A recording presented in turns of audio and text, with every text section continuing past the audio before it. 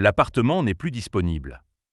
C'est la phrase que Nathan entend, juste avant de voir le même logement proposé à un jeune homme blanc avec moins de revenus que lui.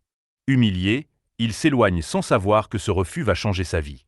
Car bientôt, il ne demandera plus à louer. Il finira par racheter l'immeuble. Le soleil de juillet s'écrasait sur les trottoirs du centre-ville. Dans ce quartier ancien où le lierre grimpait sur les façades, un jeune homme avançait d'un pas assuré. Il s'appelait Nathan Mbala, ingénieur informatique, 30 ans, noir, sourire calme, costume anthracite, dossier soigneusement rangé sous le bras. Depuis plusieurs semaines, il cherchait un appartement à louer. Il ne demandait rien d'extravagant, juste un endroit correct où poser ses affaires dans cette ville où il venait d'être muté.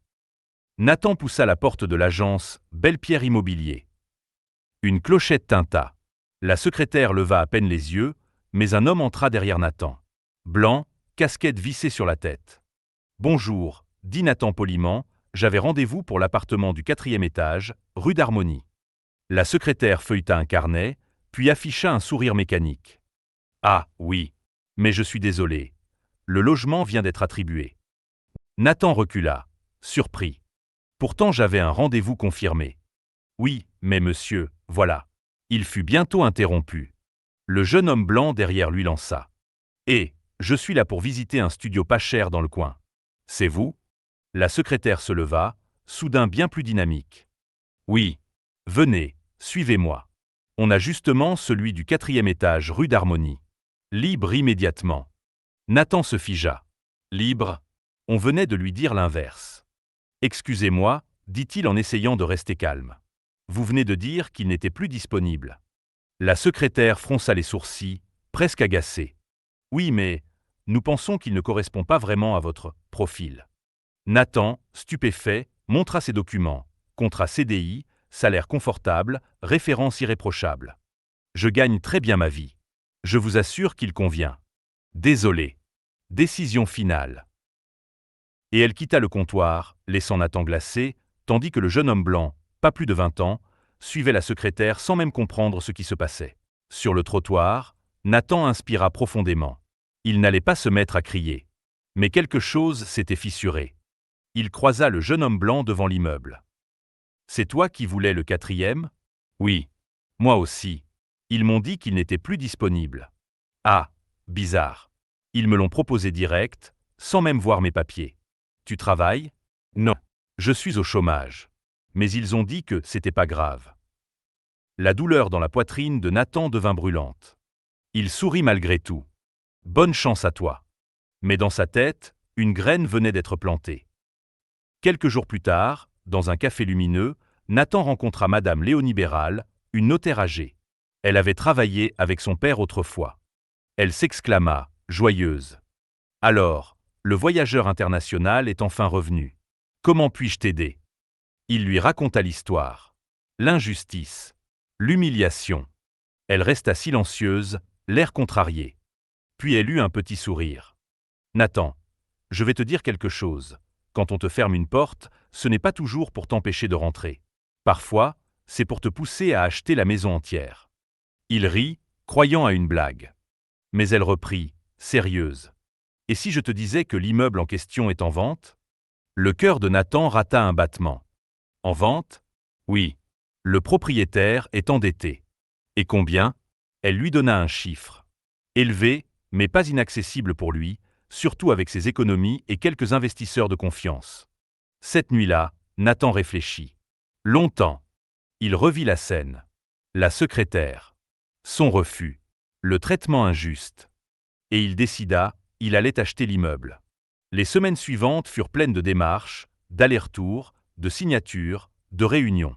Nathan étonna les banquiers. Assuré, précis, ambitieux. Lorsque l'encre finalisa le contrat, il eut une pensée émue pour sa famille.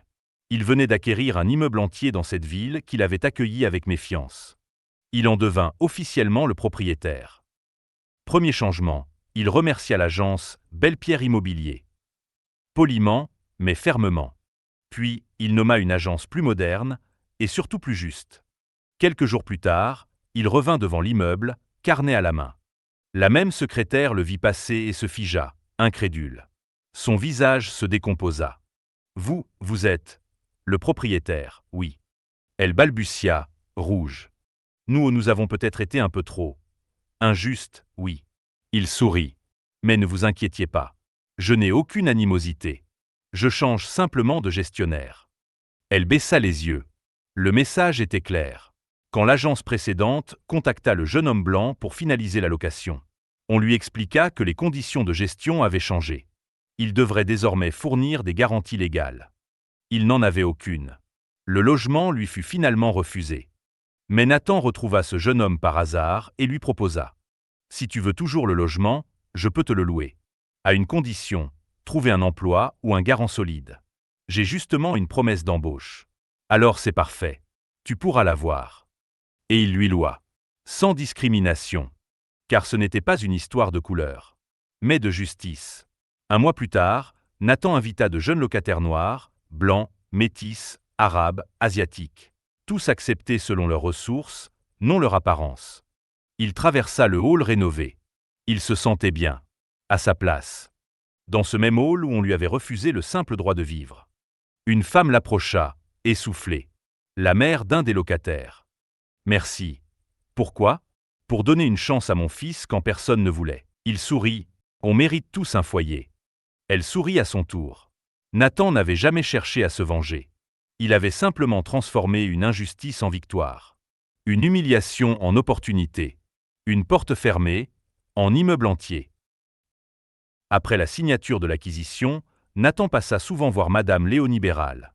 Ce n'était pas seulement une notaire expérimentée. Elle était un morceau de sa vie. Il se souvenait encore de sa voix quand il était adolescent. Lorsqu'il venait avec son père, Prosper Mbala, un homme solide, passionné, qui rêvait de bâtir une entreprise pour soutenir les familles venues d'ailleurs. À l'époque, Madame Léonie était déjà une femme influente, attentive, avec ce regard vif qui devinait les talents avant qu'ils ne s'expriment. Elle avait admiré la détermination de Prosper. Elle se souvenait de la petite main de Nathan serrant celle de son père lors de ses rendez-vous interminables. Un jour, Prosper avait confié à Léonie, presque en secret. « Celui-là ira loin. On l'appelle Petit Lion. » Il ne rugit pas pour faire peur, mais pour être entendu.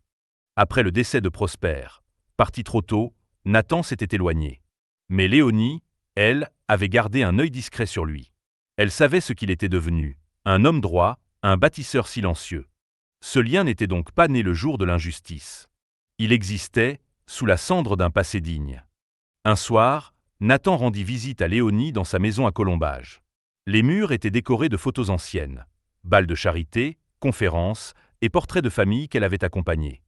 Elle servit du thé dans des tasses de porcelaine, décorées d'or fin. « Je suis heureuse de te voir poser, » dit-elle. « Vous m'avez énormément aidé, » répondit-il. « C'est ton père qui m'a aidé d'abord, » murmura-t-elle. Elle regarda un portrait accroché, lui, Prosper, et un jeune Nathan d'une dizaine d'années. « Tu sais, ce jour où il est venu signer son premier contrat avec moi. La veille, une autre étude l'avait refusé. Parce qu'il était noir. »« Mon père ? » ?»« Oui. Et il ne t'a jamais dit. » Elle sourit amèrement. « Il ne voulait pas que tu grandisses dans la colère. » Le silence les enveloppa. « Je t'ai vu entrer dans cette agence quand tu es arrivé. Vous m'avez vu ? Je passais en voiture. » Elle prit une inspiration. « Et quand je t'ai vu ressortir, j'ai compris immédiatement. » Nathan baissa la tête.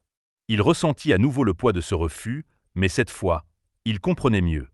Léonie toucha sa main. « Ce que tu as fait, prospérer plutôt que te venger. C'est la plus belle manière d'honorer ton père. » Les mois passèrent. Nathan apprenait.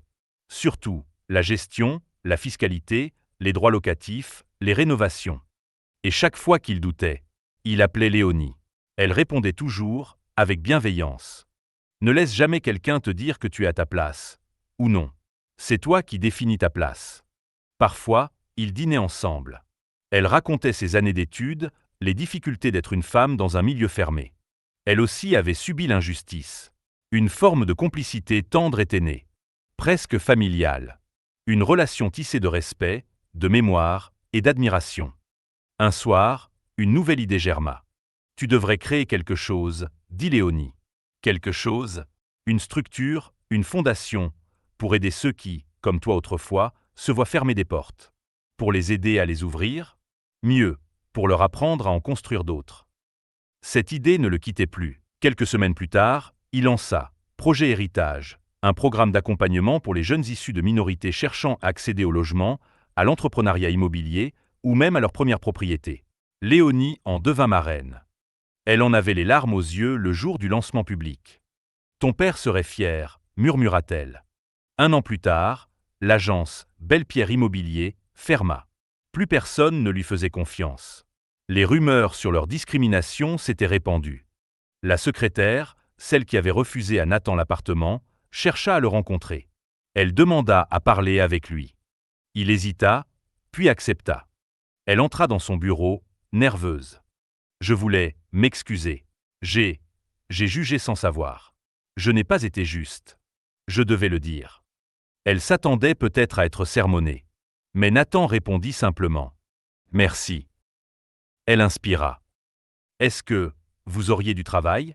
Je suis sans emploi. » Il réfléchit, non pas par rancune, mais avec lucidité.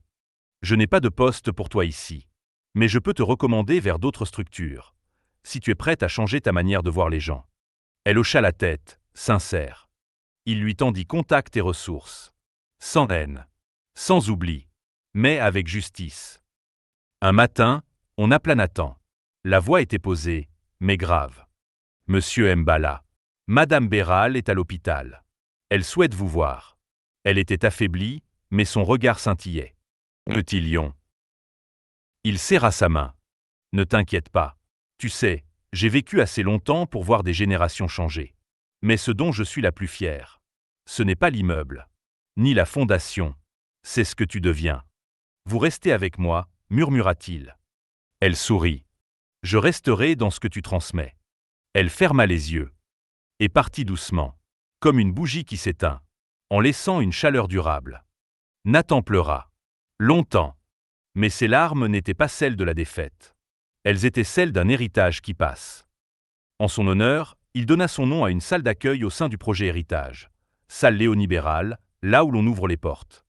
Sur un mur, une citation. « Ta valeur ne se mesure pas à ce qu'on t'accorde, mais à ce que tu transformes. » Il la relut souvent.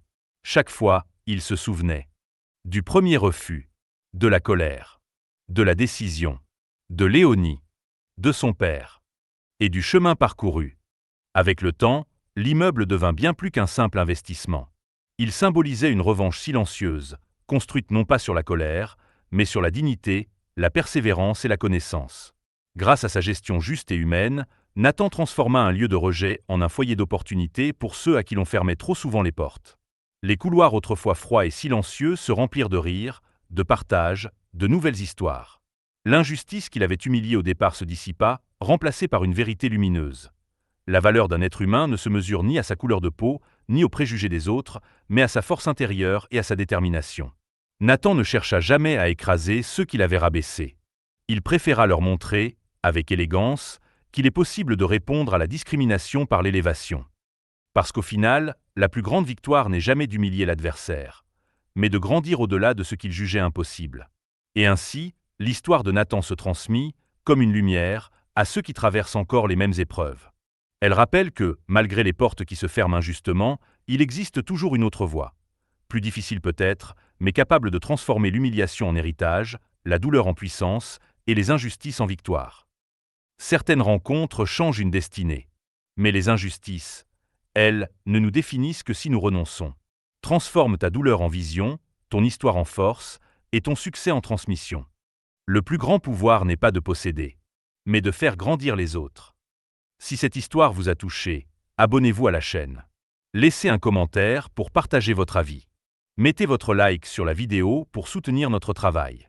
Votre soutien nous permet de continuer à raconter de belles histoires porteuses de sens. Merci d'avoir regardé et à très bientôt pour une nouvelle histoire.